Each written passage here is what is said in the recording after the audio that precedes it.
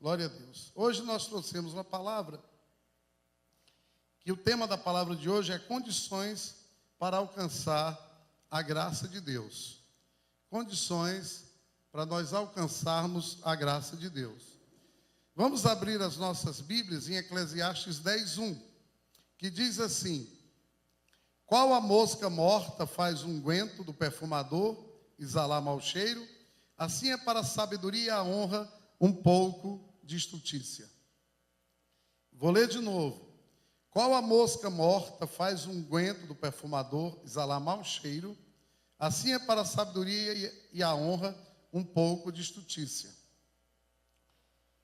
Esse texto é um texto assim muito interessante. Ele diz o seguinte, que uma mosca morta no unguento do perfumador faz aquele perfume, ao invés de exalar um bom cheiro, faz ele exalar um mau cheiro. Assim ele compara também que está a sabedoria e a honra, e aí ele faz um paralelo da sabedoria e a honra com o perfume, o unguento do perfumador, né? Ele faz um paralelo entre a sabedoria e a honra com o unguento do perfumador. Então, assim como a mosca que cai dentro do perfume, e ao invés de exalar um bom cheiro, exala um mau cheiro, assim também é que a estultice, a falta de sabedoria, faz estar para a sabedoria e a honra. Então, queridos, a mesma coisa acontece nas nossas vidas, de um modo geral. Da mesma forma que essa mosca contaminou o perfume, a estultice também contamina as nossas vidas, que deveria ser uma vida cheia de sabedoria e cheia de honra. Quantos estão entendendo o que eu expliquei? Então, ao longo da nossa vida, nós vamos acumulando também impurezas na nossa vida. E essas impurezas não precisam ser pecados, assim, grandes pecados, não. Às vezes são pequenos embaraços que nós vamos acumulando ao longo da nossa vida, pequenas atitudes erradas, ruins, que nós vamos acumulando ao longo da nossa vida. Isso vai se juntando, se criando volume, e faz com que a gente vá perdendo a velocidade. Ao invés da gente ir a 100 por hora, a gente vai só a 50, porque a gente está pesado dessas situações, dessas atitudes, desses embaraços que nós vamos acumulando ao longo da nossa vida. Em Provérbios 10:11 diz assim: quem anda em integridade anda seguro, mas o que perverte os seus caminhos será conhecido. A pessoa que anda em integridade, ele anda sempre seguro.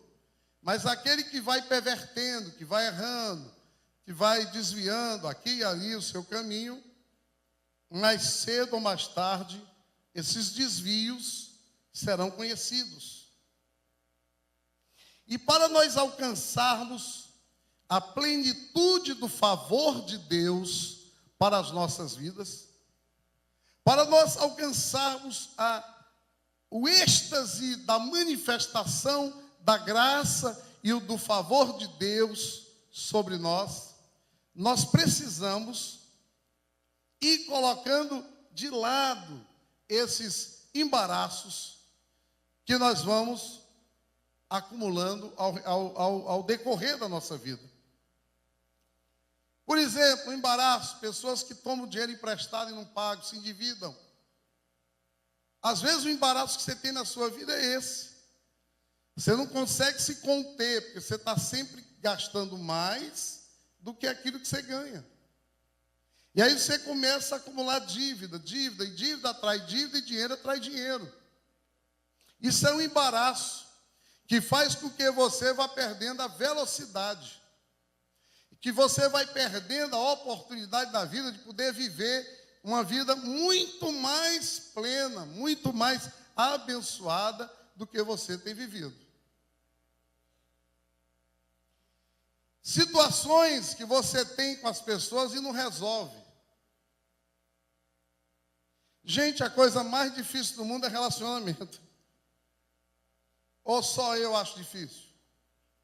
Relacionamento é difícil, irmãos. Porque as pessoas, nós somos complexos demais. Além da nossa complexidade ser muito grande, o nosso egocentrismo, às vezes, é enorme. Então, ao longo da vida, nós vamos tendo problemas com as pessoas. Tanto é que Jesus diz, se possível, tende paz com todos os homens. Há pessoas que não têm como a gente ter paz. Mas, independente disso, nós precisamos resolver as situações que vão acontecendo. Nós não podemos deixar nada para trás. Nós temos que aprender a acertar as nossas diferenças com as pessoas olho no olho. Por quê? Porque nós somos comparados com um perfume caro. O que o escritor do livro de Eclesiastes está querendo dizer é que nós, para Deus, nós somos um perfume muito caro, muito precioso. A Bíblia diz que nós somos o bom perfume de Cristo.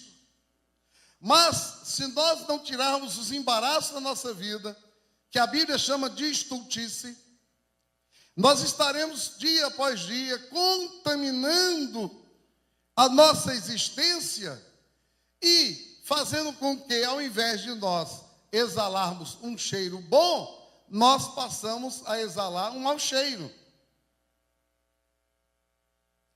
Muitas vezes nós fazemos algumas besteiras na vida, muitas vezes nós temos algumas atitudes erradas na vida que vão fazendo com que a gente vá perdendo a velocidade, a gente vai perdendo as oportunidades, a gente vai chegando tarde nas oportunidades, porque Deus vai lhe dar a oportunidade, mas além de Ele te dar a oportunidade, você tem que estar na parada do ônibus na hora que ele passar. E Deus não vai mudar a velocidade dele, não. Nós é que temos que entrar no propósito de Deus. Nós é que temos, com as nossas atitudes corretas, nós nos posicionarmos na hora certa, no tempo certo, com o coração certo, com a mente certa, com o entendimento certo, para que no tempo de Deus as coisas passarem na nossa vida e nós possamos pegar aquele ônibus, pegar aquele trem, pegar aquele avião, pegar um jato, pegar um foguete, aquilo que Deus propôs e propuser e estiver disponibilizando para nós. Tem gente que passa a vida inteira, irmãos, chegando atrasado. E depois vai reclamar para Deus. Chega atrasado porque está pesado demais. E qual é o propósito de Deus para a sua vida? O propósito de Deus para a sua vida é que nós cheguemos à plenitude do derramar do favor de Deus sobre nós.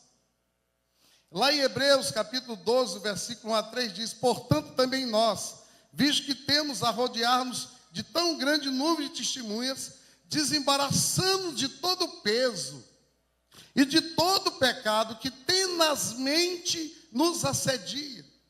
Irmãos, esses embaraços, esses pecados, eles não nos dão descanso. Tenazmente ele nos assedia. É igual ir no plantão de noite no hospital, é bolo, é pão de queijo, é pão, e eu lá tentando resistir. Em um ano no hospital, eu ganhei 25 quilos. Só comendo pão, bolo e pão de queijo. É toda hora.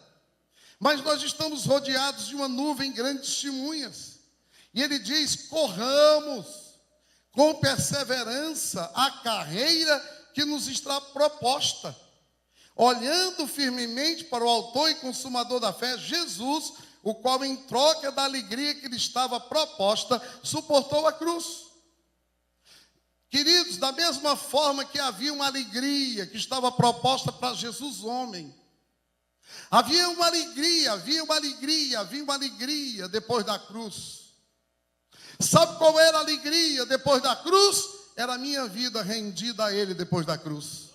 A alegria de Jesus depois da cruz é porque Ele sabia que haveriam milhares de homens e mulheres de toda tribo, raça, língua e nação da terra, que entenderia, compreenderia, inclinaria o coração e o adoraria, e teria Ele como Deus, como Senhor, como Rei da sua vida. E por essa alegria, diz a Bíblia, por esse prêmio, diz a palavra, que estava proposto para Ele, Ele suportou a cruz. Ele não fez caso da ignomínia, ele não fez caso do descaso que fizeram dele. Ele não fez caso da maneira errada que pensaram dele. Ele não fez caso, não se preocupou com aquilo que os homens iam pensar dele, iam dizer dele. E por isso ele está sentado à destra do trono de Deus. Por isso ele está lá. E nós temos que considerar atentamente aquele que suportou tamanha oposição dos pecadores contra si mesmo, para que nós também não nos fatiguemos desmaiando em nossa alma. Glória a Deus, nós temos um padrão em Jesus, que Ele suportou tudo, que Ele ao longo da vida, Ele não permitiu que nem um pecado, e que nem tampouco um embaraço, pudesse desviá-lo do propósito de Deus para a vida dele. E de 12 a 17 diz assim: por isso restabelecei as mãos decaídas e os joelhos trôpegos, e fazei caminhos retos para os pés, para que não se extravie o que é manco, antes seja curado. Exortação à paz e à pureza, segui a paz com todos e a santificação, sem a qual ninguém verá o Senhor, atentando diligentemente, porque ninguém seja faltoso, separando-se da graça de Deus, nem haja alguma raiz de amargura que brotando vos perturbe, e por meio dela muitos sejam contaminados, nem haja algum impuro ou profano, como foi Esaú, o qual por um repasto, um prato de comida, vendeu o seu direito de primogenitura, pois sabeis também que posteriormente, querendo herdar a bênção, foi rejeitado, pois não achou lugar de arrependimento, embora com lágrimas o tivesse buscado. Que nós não sejamos igual a esse Esaú. Que nós não troquemos por um embaraço qualquer o propósito que Deus tem na minha vida e na sua vida. O propósito que Ele tem. E o propósito que Ele tem na minha vida e na sua vida, queridos, está no mesmo capítulo 12, do versículo 22 a 24, que diz assim: não, mas tendes chegado ao Monte Sião e à cidade do Deus vivo, a Jerusalém celestial e a incontáveis hostes de anjos, e a universal assembleia, a igreja dos primogênitos, arrolado nos céus, e a Deus, o juiz de todos, e aos espíritos justos aperfeiçoados, e a Jesus, o mediador da nova aliança, e ao sangue da aspersão, que fala coisas superiores ao que fala o próprio Adão. O que esse texto diz? É que Deus tem um propósito na minha vida, e o propósito é nós chegarmos até aquele lugar que Ele chama aqui de Sião. Dá um glória a Deus. O Monte Sião, irmãos, a cidade de Deus vivo, a Jerusalém celestial, a incontáveis hostes de anjos, a universal assembleia, a igreja dos primogênitos. O grande propósito de Deus para a minha vida e para a sua vida é que nós estamos aqui enquanto nós vivemos aqui, para que nós possamos ter um relacionamento com Ele, que nos garanta que nós faremos parte. Lá moraremos no Monte Sião, na Jerusalém celestial, que nós faremos parte da igreja dos primogênitos. Diga para o seu vizinho: meu querido, eu tenho uma notícia ruim para lhe dar. Você não é desse mundo. Por que a gente tanto tem apego aqui às coisas desse mundo? Sabe por quê, irmãos? Porque nós estamos precisando conhecer mais quem é Jesus. É só isso. Por que a gente tem tanto medo de morrer? Sabe qual é o propósito de Deus para a minha vida? Eu fazer parte dessa igreja lá na Nova Jerusalém, eternamente, até a eternidade futura. Tudo que eu fizer aqui é para ganhar aquele lugar lá. Tudo que eu tenho que fazer aqui é visando lá. Tudo que eu puder fazer aqui, tudo que for necessário eu fazer aqui, para ganhar esse lugar lá eu tenho que fazer. Sabe quantas vezes está escrito no Velho Testamento a palavra terceiro céu? 300 vezes. 300 vezes no Velho Testamento tem a palavra terceiro céu, que é no terceiro céu onde Jesus está hoje vivendo lá. A Bíblia diz que ele sentou, depois que ele foi julgado como homem, veio à terra, subiu aos céus, ele recebeu um nome que está acima de todo nome, que é nomeado dos céus e da terra, debaixo da terra, e foi sentado do lado do Senhor lá, e ele está lá reinando, e o nosso lugar é reinar no lugar dele. Daqui nós temos que reinar lá, porque se você não aprender a reinar aqui, como se estivesse reinando lá, nunca você vai poder ter assento à direita de Deus, lá nesse trono de glória, lá na Nova Jerusalém, lá no terceiro céu. É lá a igreja dos primogênitos. É esse lugar de transferência que Deus quer nos conduzir. Alguns homens alcançaram isso aqui. Por exemplo, Jacó alcançou. Inclusive ele teve o seu nome mudado. Teve a sua natureza mudada. José também entendeu isso e teve o nome dele mudado. De José para Zafenat Paneia, que quer dizer reveladores dos segredos de Deus. E para nós alcançarmos esse lugar em Deus, nós temos que ser aprovados. Irmãos, a graça de Deus é o canal de Deus para Deus produzir em nós isso. Tem gente que pensa que a salvação é de graça. Não é de graça, a salvação é pela graça, mas é uma graça que é capaz de nos conduzir até esse lugar em Deus. Primeiro critério, primeira qualificação para nós fazermos parte dessa igreja dos primogênitos é a santidade. Hebreus 12, 14 e 15 diz: segui a paz com todos e a santificação, sem a qual ninguém verá a Deus, atentando diligentemente que ninguém seja faltoso, separando-se da graça de Deus. Aqui ele faz um link e ele diz que tem uma coisa que nos separa dessa graça de Deus, que é a ausência da santificação.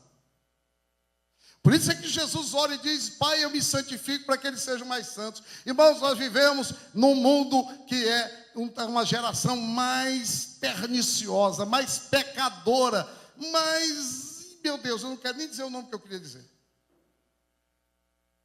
Recentemente eu tive que tirar minha filha de uma escola e colocar na mesma escola, em outro lugar, porque ela não aguentava mais a turma que ela estava, que era só promiscuidade, 17 anos de idade. E para quem é santo, que é promíscuo, dói, irmão, não tem como, incomoda. Então, a primeira qualificação para alguém que não quer se separar da graça de Deus, do favor de Deus, é buscar ter uma vida de santificação. Separado, diferente. Eu quero dizer para você que a sua boca foi consagrada para falar das coisas que edificam. Os seus olhos foram consagrados para ver as coisas que edificam. E hoje em dia nas igrejas se fala de tudo, mas não se fala mais de santificação. E eu quero dizer a vocês que Deus nunca mudou, e o padrão de Deus também não mudou. O padrão de Deus é a santificação, sem a qual ninguém verá a Deus, sem a qual ninguém habitará do santo monte, sem a qual ninguém vai morar na Nova Jerusalém, sem a qual não vai fazer parte da igreja dos primogênitos, porque a noiva, os vestidos da noiva são vestidos brancos que falam de santificação. O padrão de Deus é a santificação. O padrão de Deus para você que é jovem é a santificação. O padrão de Deus para você que é casado é a santificação. O padrão de Deus para você que já está na terceira idade é a santificação. E menos do que isso, você vai se apartando gradativamente da graça de Deus. E vai perdendo a velocidade, perdendo a velocidade, perdendo a velocidade. E quando o trem passar, você perdeu o trem. O segundo critério é que você vai ter que mudar de nome. O nome para nós não significa nada, mas da cultura judaica o nome tinha um significado. Cada nome tinha um significado. Abraão mudou o nome de Abrão para Abraão. Jacó mudou para Israel. Quando Eliseu, ele relacionava com seu discipulador Elias, ele queria a porção dobrada que estava na vida dele, de Elias. O que ele queria, na verdade, queridos, era exatamente mudar de identidade, ter uma porção dobrada da identidade daquele homem fabuloso que era Elias, o seu discipulador.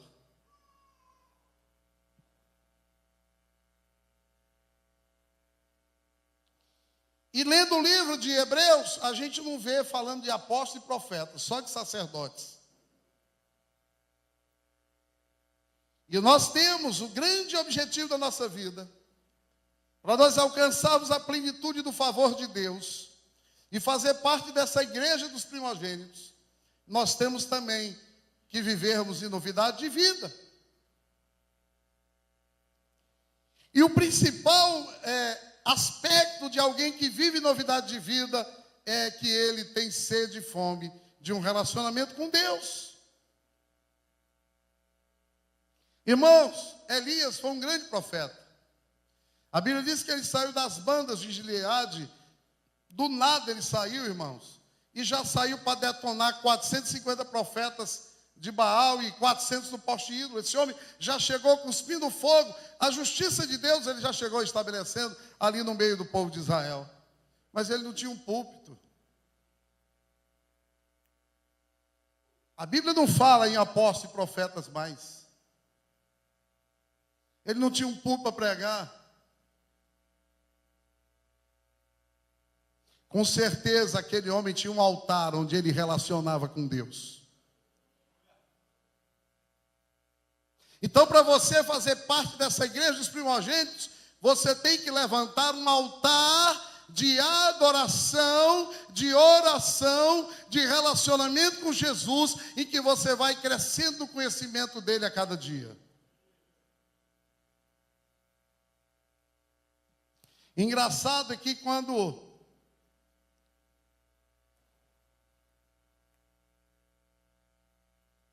ele foi ressuscitar a criança, ele ressuscitou aonde? No quarto. No quarto que a viúva, a mãe daquela criança, fez. Sabe o que significa disso, irmãos? É que nós recebemos autoridade e poder de Deus no lugar secreto. Dá um glória a Deus. Nós recebemos autoridade e poder de Deus. O maior exercício que o homem pode fazer é o exercício do sacerdócio, do relacionamento com Jesus. Engraçado quando chegou um general, irmãos, um general, para ser curado por ele. Ele não deu nenhuma atenção ao general. Aquele homem tinha muito relacionamento com Deus. Se fosse eu, tinha recebido o general, estava numa cadeira, o cara era general, né? Tinha feito uma oração de voz impostada por ele. Eu dar ibope para o general. Ele não deu ibope nenhum para o general.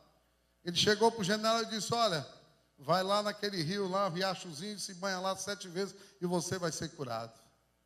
Sabe o que é isso, irmãos? Aquele homem tinha relacionamento com Deus. Por isso que ele tinha autoridade na vida dele. E o que nós precisamos na nossa vida, para nós alcançarmos esse nível em que a graça de Deus vai nos favorecer sempre, é que nós precisamos conhecer a Jesus. E é tudo o que nós precisamos. Tudo que nós temos que fazer é ficar mais perto de Jesus. Jesus, por 30 anos, irmãos, ele caminhou no sacerdócio de Levi. Porque ele nasceu debaixo do sacerdócio levítico.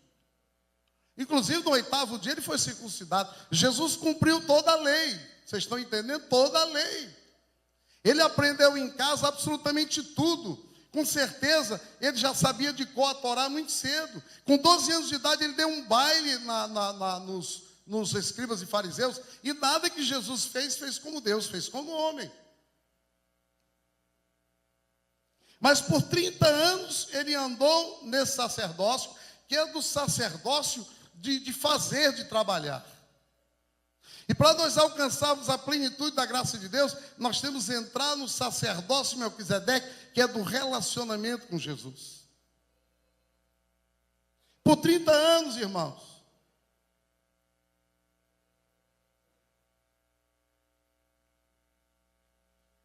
E nesses 30 anos, quantas vezes ele não foi em Jerusalém e viu aquele homem que estava há 38 anos lá no templo, precisando ser curado? Ele curou? Não. Porque ele estava no sacerdócio de Levi. É um sacerdócio limitado. Quando nós queremos fazer a obra de Deus com a força do nosso braço, é uma coisa limitada. Mas na hora em que ele saiu do sacerdócio de Levi, e esse momento que ele saiu, irmãos, foi o momento que ele foi batizado aos 30 anos. Aos 30 anos, Jesus foi batizado no Rio Jordão.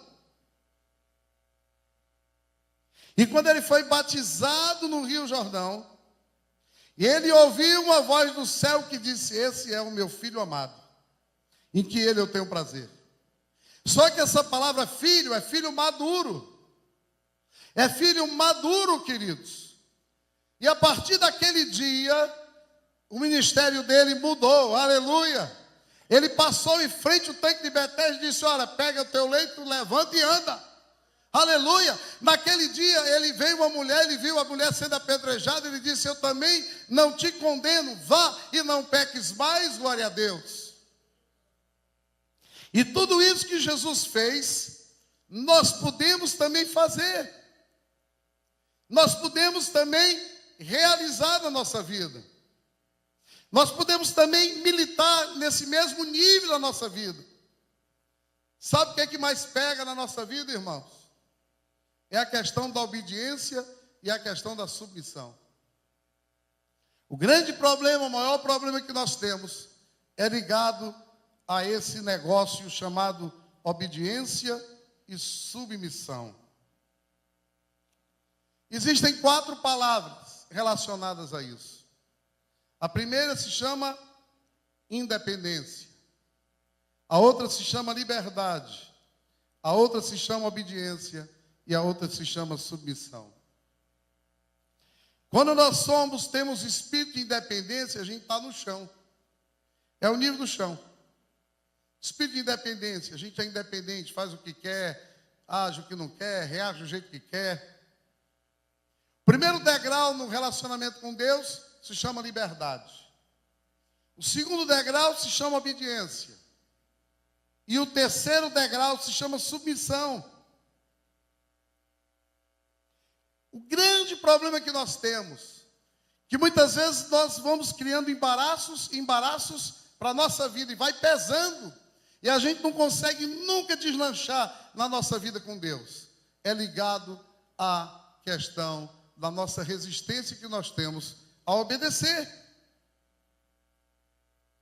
Mateus 18, 21, 22 diz assim: então Pedro, aproximando-se, lhe perguntou: Senhor, até quantas vezes meu irmão pecará contra mim, que eu lhe perdoe? Até 7 vezes? Respondeu-lhe Jesus: não, te digo que até 7 vezes, mas até 70 vezes 7. Levi, irmãos, Pedro, ele estava ainda na época da lei, estava indo em Levi. Sabe quantas vezes na lei diz que tem que perdoar? 2 vezes só. A lei diz que a gente só tem que perdoar 2 vezes, é o que diz na lei. E ele ainda foi generoso, né? Disse: olha, será que é 7 vezes? Jesus disse: não, é 70 vezes 7. Porque quando nós saímos do entendimento, saímos da lei, entramos no sacerdócio de Melquisedeque, quando entramos na graça e no favor de Deus, é 70 vezes 7. Porque não há limites para aquele que anda na graça de Deus. Dá um glória a Deus? Então nós não temos limite para perdoar. O nosso amor é ilimitado. A nossa fé é ilimitada. A nossa autoridade é ilimitada. A nossa ousadia é ilimitada. Quando nós entendemos que nós temos que sair desse sacerdócio e ir para outros, nós começamos realmente a viver uma vida que não tem limites. E nós só vamos conseguir fazer a vontade de Deus debaixo da graça de Deus. Jamais nós vamos conseguir fazer debaixo da lei, porque debaixo da lei o fardo é pesado. Mas debaixo da graça de Deus o fardo é leve. Glória a Deus, aleluia. Jesus conseguiu isso. E nós também podemos e devemos conseguir isso e andarmos nesse entendimento. Quando nós tomamos essa decisão de seguirmos esses princípios, nós saímos do sacerdócio de Levi para o sacerdócio de Melquisedeque. Quando Jesus foi batizado no Rio Jordão, o batismo de Jesus fala de um novo nascimento. Eu já falei anteriormente que nós temos que mudar de nome, nós temos que realmente nascer de novo, para que nós possamos viver a plenitude da graça de Deus na nossa vida. Muitas vezes nós não estamos vivendo, porque de verdade nós continuamos do mesmo jeito. Mas quando Jesus foi batizado no Rio Jordão nas águas, ele também foi batizado no Espírito. A Bíblia diz que o Espírito Santo de Deus desceu sobre ele. E aí ele recebeu um poder sobrenatural de Deus. E nunca mais Jesus foi o mesmo. Quando Jesus abriu a boca depois para pregar na cidade dele, as pessoas disseram: mas esse não é o filho de Maria, mas esse não é o filho de José, mas esse não é o filho do carpinteiro. Eles ficaram maravilhados, porque Jesus já não era o mesmo. E a mesma coisa deve acontecer com você. Para de ser o mesmo, canse de ser o mesmo, peça a Deus a graça para Deus te transformar, para Deus te colocar no prumo dele.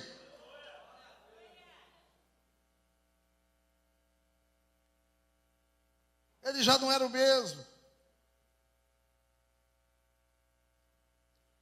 Enquanto Jesus estivesse na lei, ele nunca teria morrido na cruz.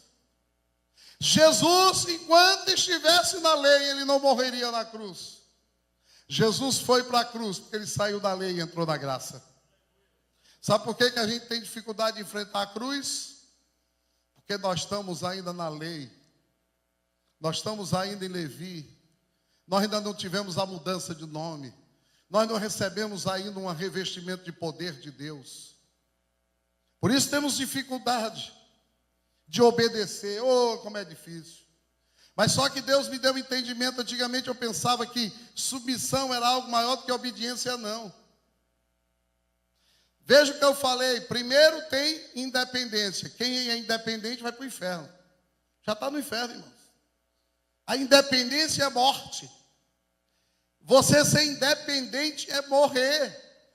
Ninguém é independente. Até Deus resolveu ser três para um depender do outro. Quem tem espírito de independência ainda tem que entender quem é Deus. Depois você converte, vem um tempo em que você é criança. A criança, ela se sente livre, ou não? Qual é um sentimento que uma criança tem? De liberdade. Ele chega um vizinho seu, um amigo seu na sua casa, a criança entra dentro de casa e quer quebrar tudo na sua casa. Porque ela pensa que tudo é dela, que ela tem liberdade, ela não sabe quais são os limites. A pessoa que está na liberdade é a criança, espiritualmente, porque ele ainda não aprendeu a viver respeitando os limites. Quantos estão entendendo o que eu estou dizendo? Não sabe respeitar limites. O homem sem Deus, ele resiste a tudo e a todos, irmãos. O homem sem Deus quer ser independente, ele quer comer da árvore do conhecimento do bem e do mal. E o nosso problema é que a gente quer comer da árvore da vida, de vez em quando dá uma bicadinha lá na árvore do conhecimento do bem e do mal. De vez em quando a gente dá uma bicadinha, de vez em quando a gente dá uma bicadinha, e de bicadinha em bicadinha dia a gente vai acumulando embaraço na vida, e aí a gente nunca chega aonde Deus espera que a gente chegue, e lá do céu nós não vamos reinar, nós não vamos ficar numa posição que Deus morreu na cruz para que nós pudéssemos alcançar. Bicadinha dava pensamento manual é quando a gente quer fazer a vontade da gente. Espírito de independência foi assim lá. Eu quero agora fazer só a minha vontade. Irmão, não existe isso. Não existe independência, isso é coisa do diabo. Independência como? Mário, lá na minha casa, eu dependo da minha esposa, eu faço a vontade dos meus filhos, eu faço a vontade do meu patrão, eu faço a vontade de vocês, eu faço a vontade de Deus, eu faço a vontade do meu pai, eu faço a vontade do meu discipulador. Como é que eu posso ser uma pessoa independente? Nós não somos em Deus independentes, nós somos dependentes de Deus e somos interdependentes entre nós. Um dependendo do outro. Agora, você converteu, o primeiro degrau é a liberdade. Você é criança. Você é livre. Criança é assim. Chega lá no meu consultório e quer quebrar tudo. Eu digo, você vai quebrar lá na casa do seu pai, que você não quebra, não. Eu tenho uns brinquedos lá, já quebraram tudo, rapaz. Aí o pessoal chega reclamando, quebraram, agora me dê um novo. Mas é criança, não entende. Você sabe por que uma criança, ela chega e acha que é livre para fazer tudo? Porque ela não tem entendimento, nem dos perigos. Uma criança chega na beira do abismo e pula, porque ela não sabe que depois lá embaixo ela vai se esborrachar. Da mesma forma em Deus, há pessoas infantis. Só que o problema é que passa tempo, passa ano, passa 10 anos, passa 20 anos, a pessoa não evolui, não sai do canto, porque não deixa os embaraços, não deixa, porque o orgulho não deixa, porque o ego não deixa, porque a resistência é grande no coração, porque não aprende a obedecer. Aí vem o outro nível, que é o nível que eu digo que é da submissão. Que nível é esse, pastor? É quando você tem que obedecer sem entender. Eu vou obedecer sem entender. Muitas vezes lá em casa, eu mando meus filhos, que Esté e Israel tem 9, 10 anos, eles estão nesse nível. Muitas vezes eles fazem as coisas, eles me obedecem, mas não estão entendendo por que eles estão fazendo aquilo. E eu digo, não é para entender não, é só para obedecer. Então o nível de submissão é quando você tem que fazer as coisas que você não está entendendo porque tem que fazer, mas você faz. Por que você faz? Porque alguém que tem mais maturidade, experiência, assim determina que você faça. Quantos estão entendendo o que eu estou dizendo? Agora há um nível mais elevado, que é o nível de obediência. Do nível de obediência, você obedece o que você entende. Por que o mais maduro obedece e o mais imaturo se submete? Porque maduro é aquele que vai tendo cada vez mais entendimento das coisas. E se você vai amadurecendo, crescendo e entendendo mais, você não vai precisar obedecer mais sem entender. Você já tem maturidade para entender e porque você entende, você obedece.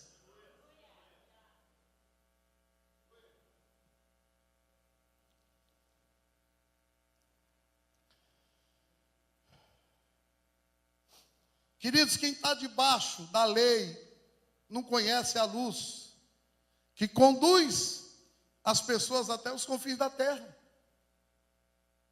Não conhece a cruz. Quando o Pai desceu ali e batizou Jesus, ali estava a Trindade. Jesus foi selado com o Espírito Santo e os valores dele mudaram. Agora não era mais viver na casa do pai fazendo coisas de madeira. Agora os valores. Uma vez a mãe procurou e ele disse, olha, eu estou cuidando das coisas do meu pai. Ele foi outro depois de ser batizado no Espírito Santo. Quantos casamentos Jesus não deve ter ido até 30 anos? Mas quando foi que ele foi e transformou água em vinho? Só depois que foi batizado no Espírito Santo. Só depois que foi batizado nas águas, houve uma mudança, uma transformação, uma mudança de sacerdote, uma mudança de autoridade, uma mudança de poder, uma mudança de visão. Aí ele entra num casamento, faltou vinho, ele pega a água e faz o milagre da transformação da água do vinho.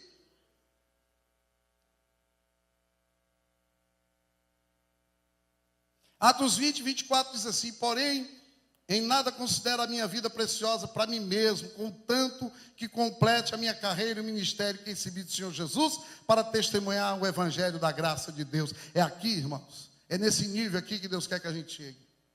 Quando eu não tiver a minha vida mais como preciosa, quando eu olhar para o meu carro e dizer assim, isso aqui tanto faz eu ter como não ter.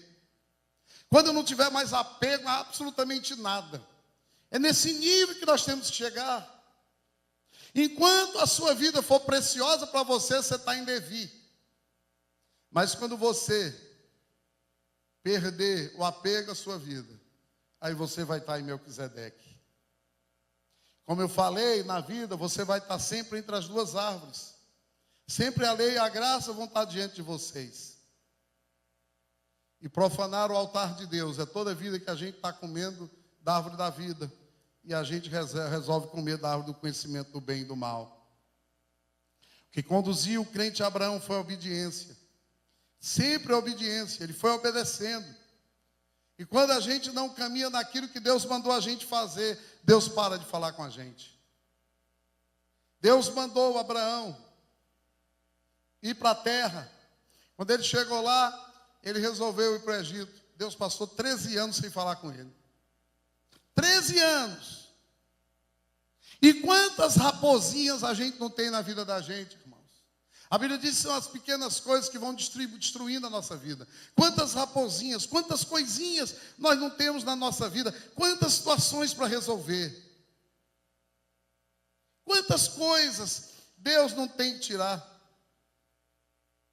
Quantas situações nós não temos que passar. Por que nós temos tanta dificuldade de orar e de relacionar com Deus? É porque muitas vezes, irmãos, nós ainda não saímos do Egito. Nós saímos do Egito, mas os princípios do Egito ainda estão dentro da gente. Nós saímos do Egito, do mundo, mas os princípios do mundo ainda norteiam a nossa vida. Queridos, para que a graça de Deus se manifeste em nós, nós temos que passar por um juízo de Deus ou por um juízo dos homens. Em Romanos 1,18 diz: a ira de Deus se revela do céu contra toda impiedade e perversão dos homens que detêm a verdade pela injustiça. Eu tenho ministrado aqui da última vez a respeito do que é verdade e do que é justiça. A justiça de Deus só se manifesta na nossa vida quando nós vivemos na verdade. Quando a verdade é retida, a graça de Deus nunca vem sobre nós. A chuva de Deus nunca vem sobre a nossa vida. Em João 8,32 diz: e conhecereis a verdade vos libertará. A verdade vai sempre abrir caminho para que a graça de Deus se estabeleça na sua vida. Jeremias 1,17, 19 diz assim: pois tu cinges os lombos e dispõe-te e diz-lhes tudo quanto eu te mandar. Não te espantes diante deles, para que eu não te infunda espanto na tua presença. Eis que te hoje ponho por cidade fortificada, por coluna de ferro e por muros de bronze, contra todo o país, contra os reis de Judá, contra os seus príncipes, contra os seus sacerdotes e contra o seu povo. Pelejarão contra ti, mas não prevalecerão, porque eu sou contigo, diz o Senhor, para te livrar. Aleluia! Lucas 17, 21 diz assim: nem dirão, ele aqui ou lá está, porque o reino de Deus está dentro de vós. O reino de Deus, queridos, está dentro de cada um de nós. E Deus quer estabelecer o reino dentro da sua vida, na sua casa. Isso só vai depender de você. Quando Jesus curou o homem lá no tanque de Betesda, Jesus disse assim: toma teu leito, anda e vai para a tua casa com o leito. Sabe por que Jesus fez isso, irmãos? Para aquele homem nunca mais se esquecer de quem ele era. Eu vou repetir. Para ele não se esquecer de quem ele era. Sabe o que acontece com a gente? É porque a gente se esquece de quem a gente era sem Deus. Sabe qual é o problema? É que nós nos esquecemos dos benefícios que Deus tem nos feito. É porque a gente se esquece de onde Deus nos tirou. É porque a gente se esquece de onde o que Deus fez pela nossa vida. Irmão, se a gente tivesse um sentimento de gratidão a Deus, A nossa atitude diante de Deus e diante dos homens seria diferente. No livro de Ruth, irmãos, está escrito 5 vezes que ela era moabita. 5 vezes o livro de Ruth diz que Ruth era moabita. Sabe para quê, irmãos? Para ela nunca se esquecer de onde que Deus tirou ela. Moabe, irmãos, era a terra da lepra. Era uma terra que não havia a menor possibilidade de alguém de Moabe, ninguém de Moabe, ser encontrado pela graça de Deus.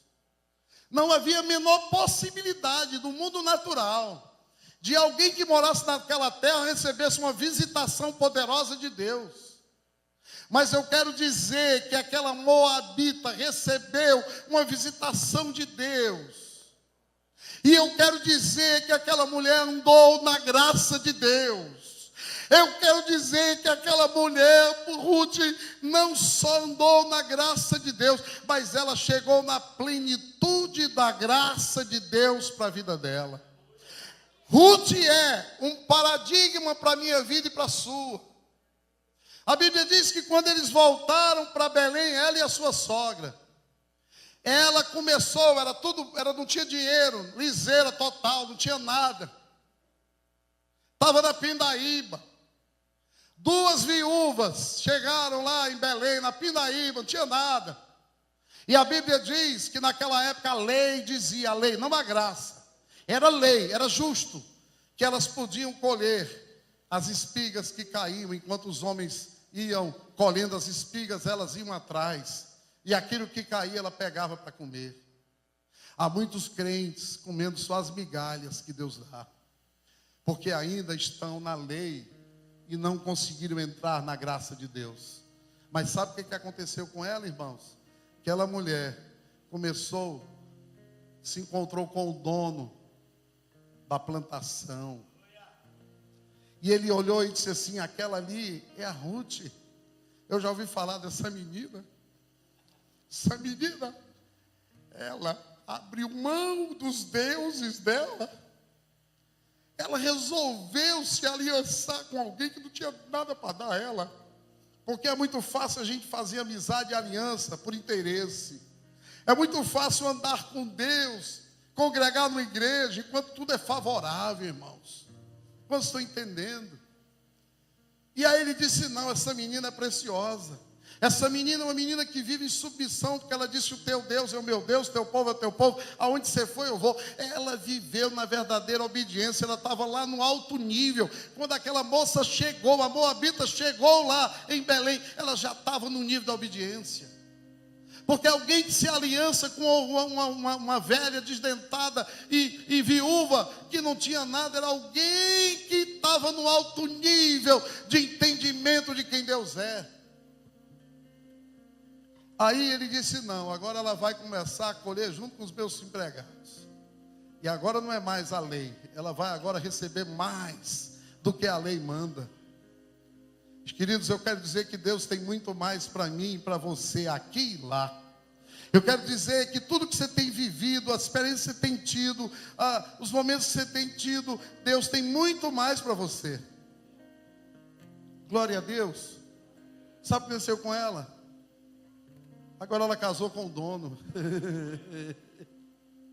E agora ela não é mais funcionária, agora ela é a dona. Dá uma glória a Deus. Agora ela não vai mais colher, agora vão colher para ela. E eu quero dizer que vai chegar um tempo na minha vida e na sua vida que você não vai sair mais de casa para fazer nada. Deus vai mandar colher e vai entregar na sua mão. Vai ser um tempo da prosperidade e da abundância. Só que você não pode esquecer de onde Deus te tirou. Você não pode esquecer de quem é Ele. Você tem que querer ter um relacionamento, casar com Ele, estar aliançado com Ele, porque Ele é dono de tudo. O pai, quando chegou de volta da casa e o filho voltou, o pai do filho pródigo, e quando o filho que ficou disse assim, você nunca tem nem um cabrito para mim, ele disse, meu filho, você é dono de tudo. E tem gente das igrejas atrás de um cabrito. Tem gente que vai para a igreja atrás de um carro novo, uma casa nova, um marido novo. Tem gente dentro das igrejas atrás de cabritos, quando Deus, o Pai dele, é dono de tudo. 5 vezes. Está lá no livro de 4 capítulos. Ela é moabita. Para ela não se esquecer de onde ela saiu. Ela saiu da casa da lepra para casar com o homem mais rico de Belém. No tempo da prosperidade. Na casa do pão. Belém diz que é a casa do pão. No tempo que tinha muito pão em Belém. O que nós temos que fazer para alcançar esse lugar em Deus? O que está faltando para mim e para vocês? A gente acordar e saber que Jesus está voltando. O que está faltando para a gente sair da nossa leniência, do nosso comodismo, e nós realmente encararmos Deus com a firmeza, com a seriedade que Ele deve ser encarado?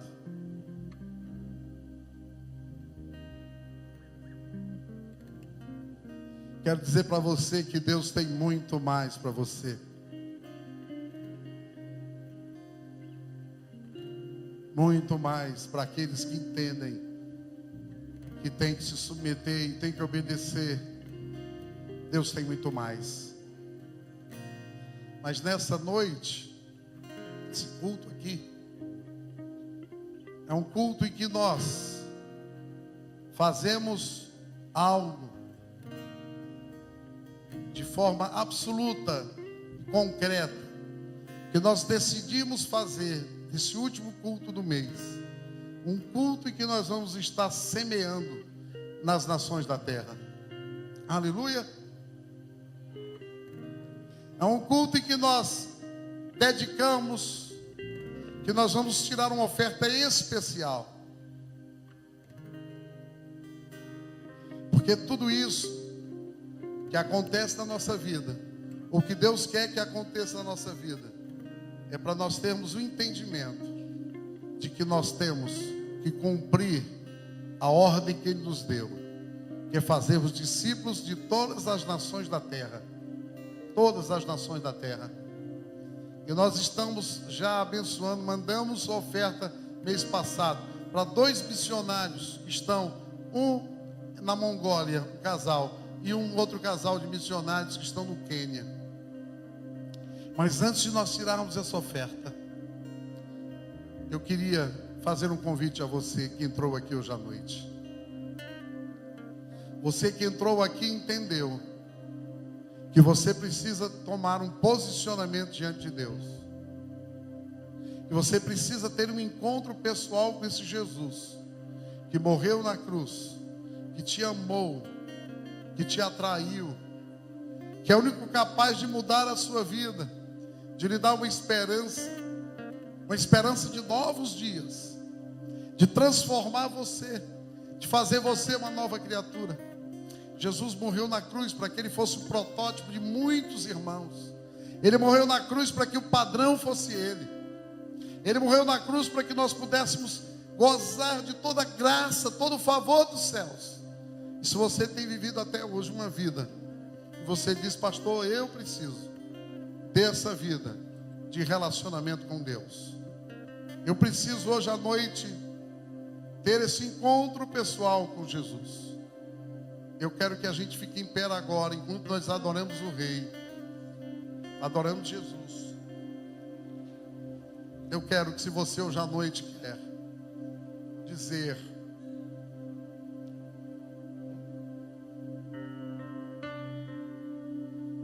a gente passa. Se você hoje à noite quer ter um encontro pessoal com esse Jesus, se é alcançado por essa graça que transforma, que levanta, que edifica, você pode fazer isso hoje à noite. Enquanto nós adoramos, você pode sair do seu lugar e vir até aqui à frente, em nome de Jesus.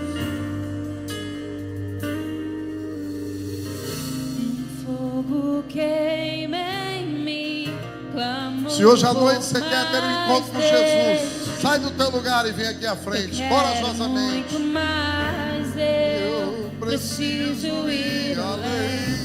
Estou à procura de algo novo. Preciso de um renovo. Meu coração quer mais.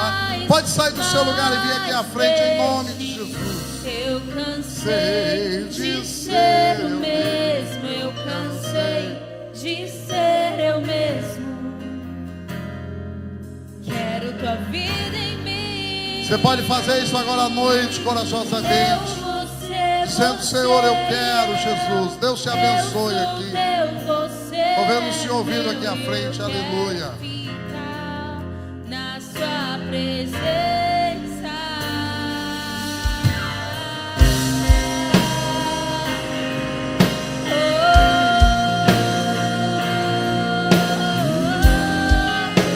Deus te abençoe.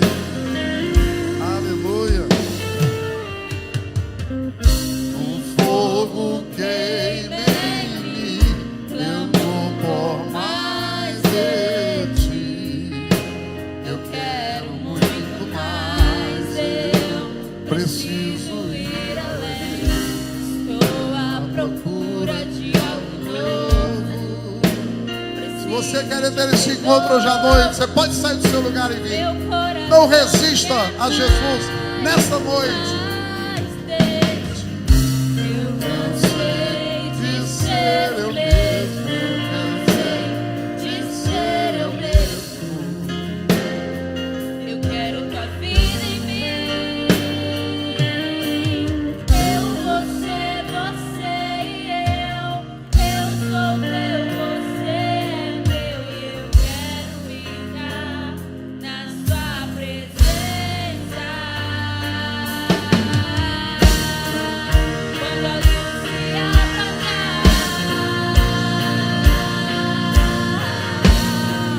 quando a música calar, quando o correr passar, eu só quero você, só quero você.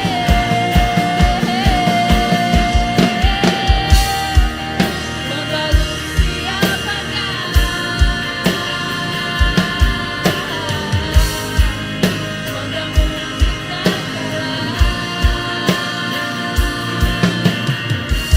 o correr passar, eu só quero você, só quero você.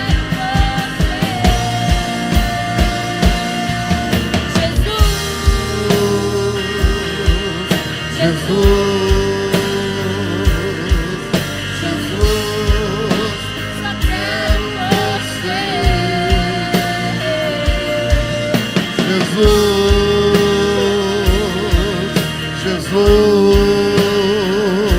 Jesus, só quero você. Aleluia, glória a Deus. Quem veio aqui a primeira vez? Traz aqui para pertinho de mim. Deve ser bem preciosa essa moça, né? Estou vendo ali. Aleluia. Glória a Deus. Coisa linda, né? Glória a Jesus. Você pode repetir uma oração comigo? Diga assim: Senhor Jesus, nessa noite eu te recebo como Senhor da minha vida, como dono da minha vida. Escreve o meu nome no livro da vida e me dá alegria da tua salvação, em nome de Jesus. Amém. Senhor, obrigado por essas vidas preciosas que o Senhor trouxe aqui hoje, e que ouvir a voz do Senhor, a voz do teu Espírito, o chamado do teu Espírito, e ó Deus, entenderam e compreenderam, Deus, que o Senhor é bom. E eu quero te pedir por eles, que nós possamos cuidar deles e que a tua vontade se cumpra na vida deles, porque é em nome de Jesus que eu te oro. Amém. Glória a Deus. Aleluia. Eu queria que vocês pudessem acompanhar ali